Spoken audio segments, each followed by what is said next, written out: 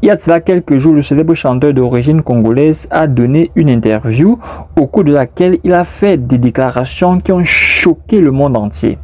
C'est l'occasion pour nous de revenir sur ces déclarations et de donner quelques éclairages par rapport aux propos de Maître Gims. Salut et bienvenue sur ma chaîne. Si c'est votre première fois, veuillez vous abonner, activer la cloche de notification pour être les premiers à recevoir mes prochaines vidéos. Aujourd'hui, nous allons revenir sur les propos de Maître Gims qui ont choqué le monde occidental. L'Afrique, c'est Wakanda, bordel. C'est le futur, normalement, chez nous. À l'époque de l'Empire de Couche, il y avait l'électricité. Les pyramides qu'on voit là, au sommet, il y a de l'or. L'or, c'est le meilleur conducteur pour l'électricité. C'était des foutues antennes. Les gens avaient l'électricité. Les gens, ils n'arrivent pas à comprendre ça. Les Égyptiens, la science qu'ils avaient, ça dépasse l'entendement. Et les historiens le savent. L'Afrique a peuplé l'Europe avant les Européens. On les appelait les Afropéens. Ils ont été décimés par les vrais Européens, entre guillemets, qui venaient d'Asie. Qu'on les appelait les Yamnayades. Tu vois? 50 000 ans avant les Européens, la notion de la chevalerie, on l'avait déjà. Tu retrouves aujourd'hui des tableaux qui sont classés, cachés dans des catacombes où c'est des Renois qui sont en mode chevalier, Sir Lancelot, tout ça. Bien sûr, ça existait déjà. Bien sûr. C'est juste qu'il faut connaître notre histoire. En fait, il y a cela 2 jours, Maître Gims a donné une interview au cours de laquelle il a dit, je cite, que les pyramides égyptiennes servaient de tout électrique, servaient d'antennes électriques. Et de 2, il a ajouté que les Africains ont peuplé l'Europe avant les Européens qui, eux, venaient d'Asie. La première chose qu'il faut connaître sur les déclarations de Maître Gims concernant les pyramides égyptiennes, c'est que les pyramides d'Égypte font partie des 7 merveilles du monde. Alors, les 7 merveilles du monde ont été recensées par des scientifiques. Les pyramides de Khéops à Gizeh sont la première des 7 merveilles du monde. Et en même temps, ces pyramides-là sont l'unique merveille du monde qui existe encore. Et que nous pouvons attester l'existence réelle. Parce que parmi les 7 merveilles du monde, nous avons les pyramides de Khéops à Gizeh. Nous avons également les phares d'Alexandrie.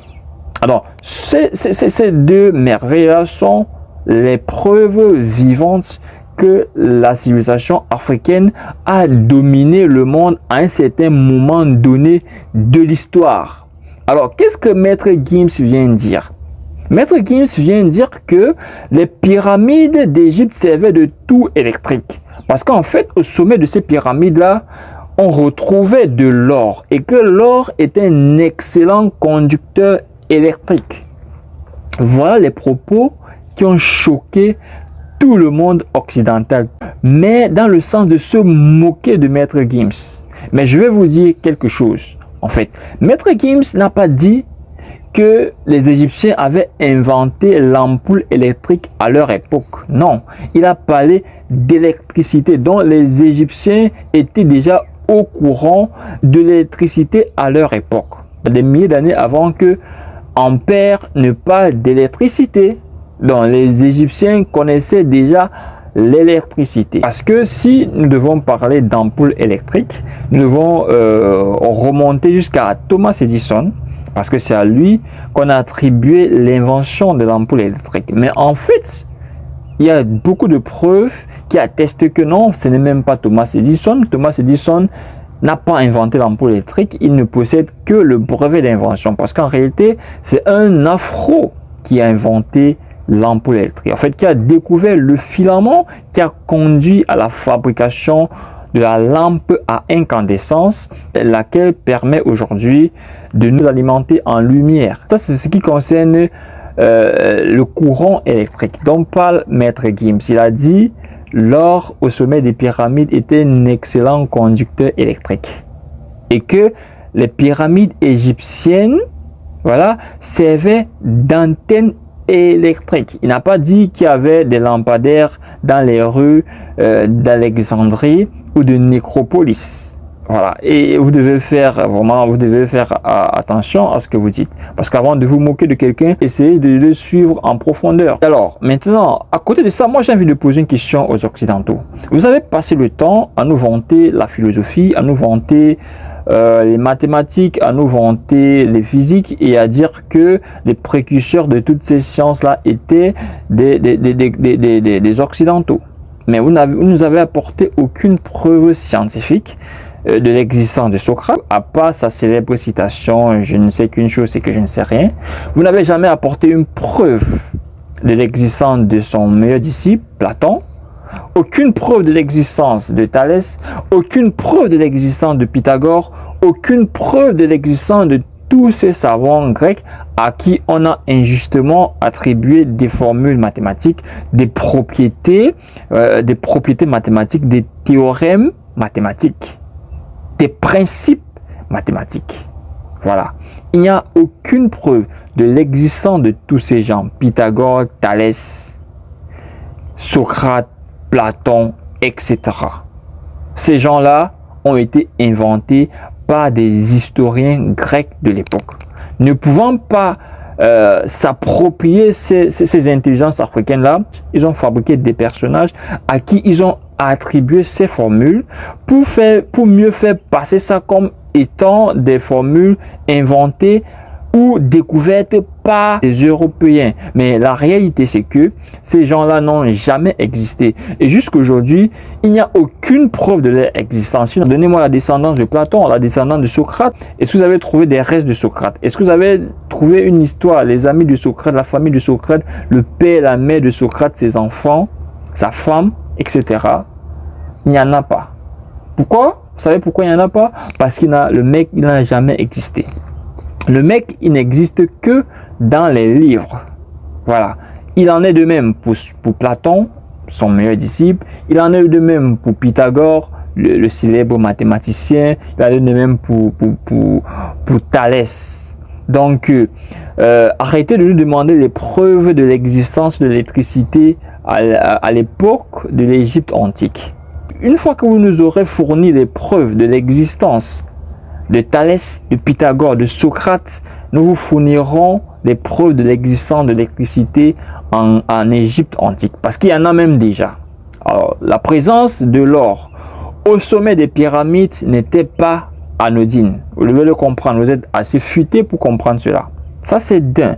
Maintenant, en ce qui concerne la deuxième déclaration de Maître Gims, voilà, qui dit que les Africains sont les premiers à avoir habité l'Europe. Mais c'est une vérité de la palisse. C'est une évidence que les Africains soient les premiers à avoir vécu en Europe. Les Africains sont les premiers à avoir vécu sur toute la planète. Il est clair que les Africains sont les premiers à avoir vécu sur toute la planète. Les Africains ont peuplé les 5 continents.